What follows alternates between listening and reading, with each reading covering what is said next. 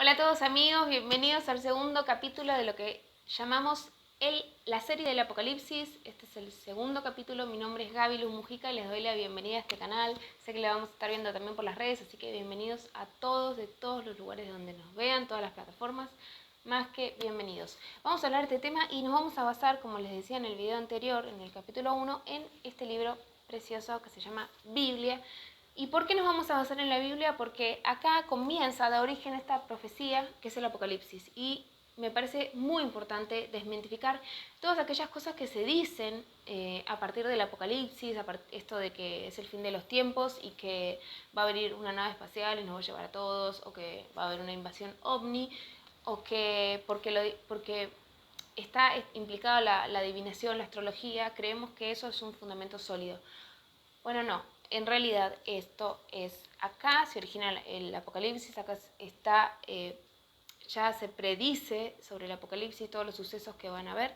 Así que sabiendo esto, quiero que podamos meternos de lleno a lo que es la verdad. Dice la palabra de Dios que la verdad nos hará libres, conocerán la verdad y la verdad los hará libres. Así que me gustaría que podamos entender en profundidad, pero desde la raíz. Y en el capítulo anterior, bueno, nos vamos a meter directamente ya en el tema, Así que en el capítulo anterior, si lo querés ver, bueno, podés ir al capítulo 1 que están en YouTube y también en mis redes, en el Instagram, que es Gaby Luz Mujica, y en mi Facebook. En el capítulo anterior hablamos de Génesis, que es donde da inicio a la humanidad. ¿Y por qué hablamos de eso? Porque es importante entender el principio para conocer el final, para tener un entendimiento global. En el comienzo, bueno, fue la caída del ser humano, la caída de la comunión con Dios, porque se desobedeció a Dios, una ordenanza que dio Dios. Y así fue creciendo la maldad en la tierra. A partir de esa desobediencia creció la maldad en la tierra y Dios tuvo que muchas veces dar lecciones a la humanidad para que dejen de equivocarse, para que deje de crecer la maldad. Dios tuvo que permitir que pasaran cosas malas. ¿Para qué? Para enseñarnos a vivir de una manera mejor. Y bueno, vemos a Moisés, a Noé, por ejemplo, en el diluvio. Dios mandó un diluvio para que la humanidad se extinguiera de la tierra, y es porque estaban en desobediencia, porque hacían puras maldades. Después está Moisés, que también lo mismo, tuvo que mandar a Moisés a libertar a las personas que estaban en total esclavitud. ¿Por qué? Por malas decisiones también. Y quiero hablarte especialmente, quiero ir rápido al punto, que es el nacimiento del Mesías. O sea, en el capítulo anterior te dije que en este capítulo voy a hablarte de quién fue el Salvador y quién es el que va a redimir a la humanidad completa. O sea, ya no es algo temporal como fue con Noé o con Moisés o también como Josué, sino que es algo que es una salvación ilimitada, es el Salvador del mundo. Bien, y quizás nosotros entendemos como el Salvador del mundo que quizás está en buscar en oráculos, en predicciones, en numerologías, adivinación, todo esto. Muchas veces creemos que ese tipo de advertencias o de búsquedas pueden salvarnos del mal. Desde lo más pequeño hasta lo más grande. Por ejemplo, no sé, con quién me voy a casar, o cuánto va a durar mi matrimonio, etcétera, o por ejemplo, cómo me va a ir en el trabajo. Pensamos que esas predicciones y ese tipo de confianza en el más allá va a darnos respuestas. Y fíjate que quiero asociarlo esto con Adán y Eva, con la caída de la relación y el vínculo espiritual con Dios, y es que ellos también comieron del árbol del conocimiento. O sea, es muy delgada la línea entre querer conocer tu futuro o querer conocer qué va a pasar, a este tipo de idolatrías y de rozar con lo oscuro, con las tinieblas. Quiero decirte, mejor dicho, que si querés una revelación verdadera, es importante que vayas a la fuente verdadera. La verdad y la vida están en Dios, obviamente. Y eso, a veces el querer conocer de más o el buscar por lugares incorrectos nos hace que caigamos de esa divinidad y que realmente se suceda lo inverso, o sea, que no podamos conectarnos con Dios.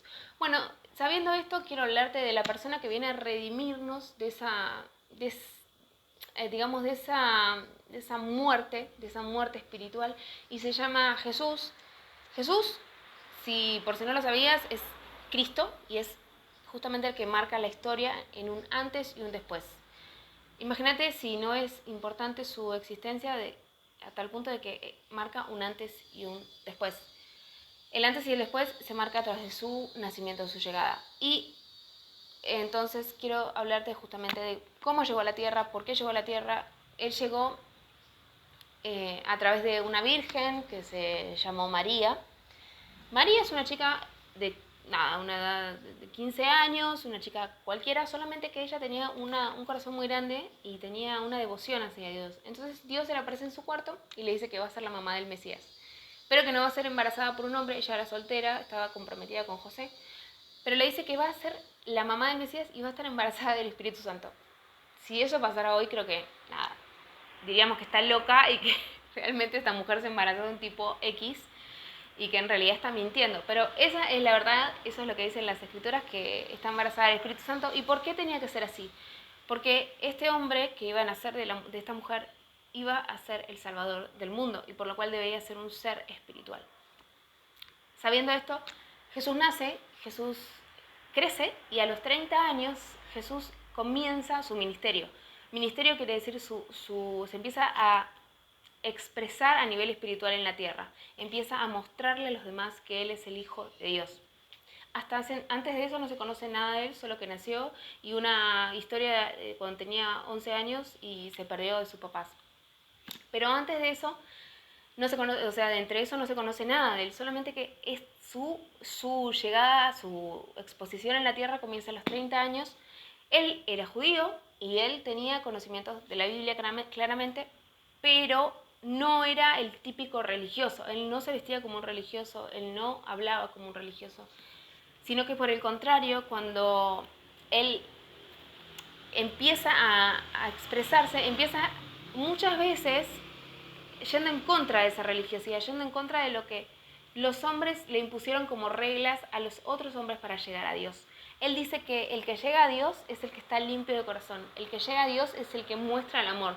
De hecho, dice que la primera ley de la tierra es para cumplir con Dios, es amar a Dios con todo nuestro corazón, es amarnos a nosotros mismos y es amar a nuestro prójimo como a nosotros mismos.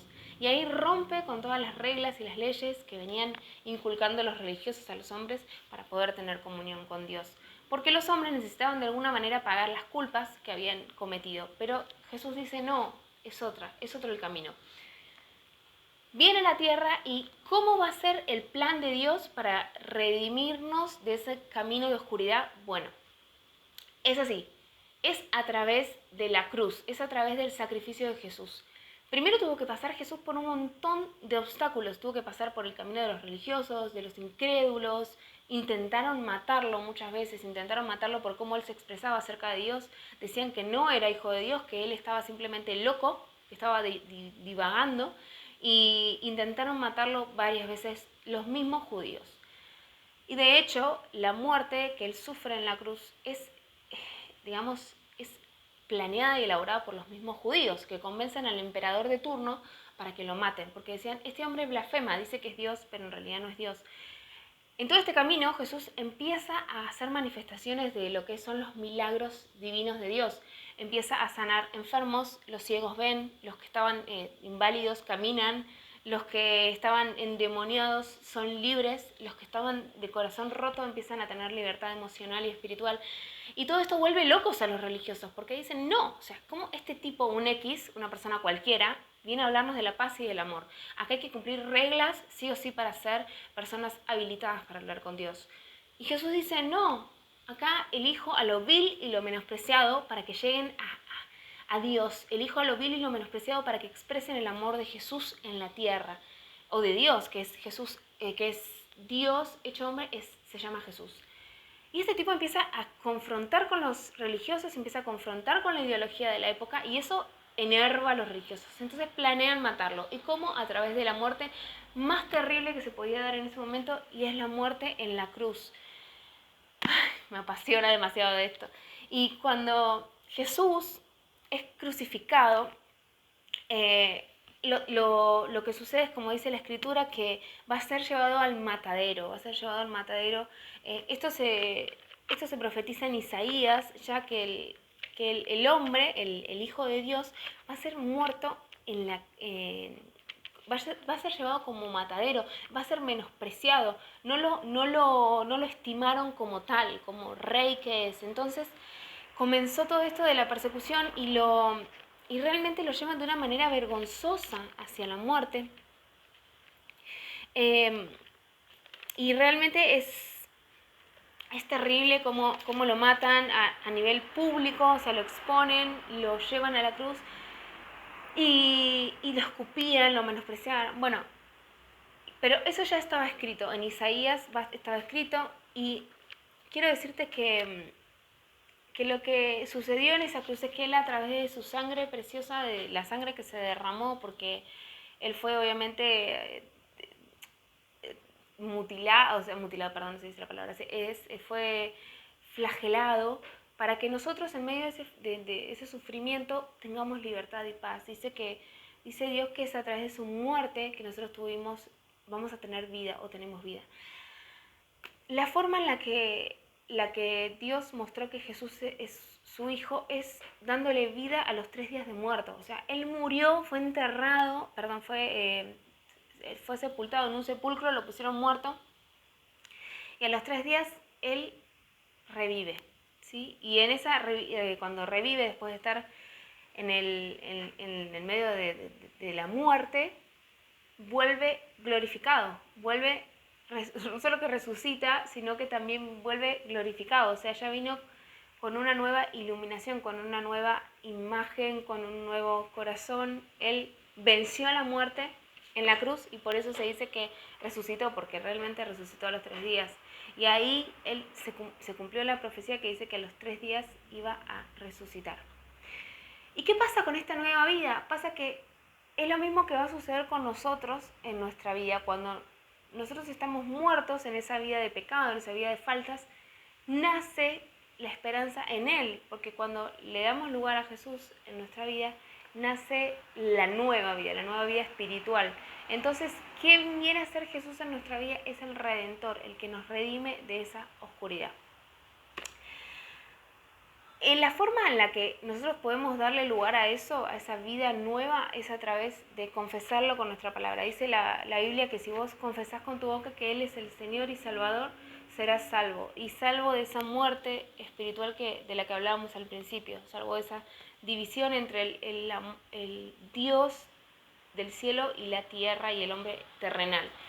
Nos hacemos uno con Dios y nuestra relación con Él se hace una, porque dice que ya no vamos a necesitar la Biblia dice que ya no vamos a necesitar un sacerdote que sea entre medio de Dios y nosotros, sino que la relación va a ser directa, porque a través de la muerte en la cruz de Jesús se rasga el velo. El velo es algo que estaba en el santuario antiguamente, donde los sacerdotes uno tenía que hablar a través, o sea, vos te relacionabas con Dios a través de un sacerdote y el sacerdote se relacionaba a través de un velo, porque era tan fuerte la presencia de Dios que si no había un velo podían ser muertos por la luz de Dios.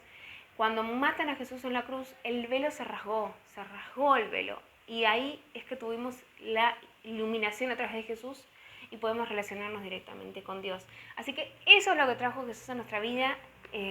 Por eso es el antes y el después de Cristo, porque empieza una nueva era, la era de la salvación. Bueno, es impresionante todo esto. Me voy a quedar acá porque todavía tengo que contarte cómo se van a manifestar los hechos en el Apocalipsis y cómo podemos salir de esa situación de desolación y ese pensamiento de muerte.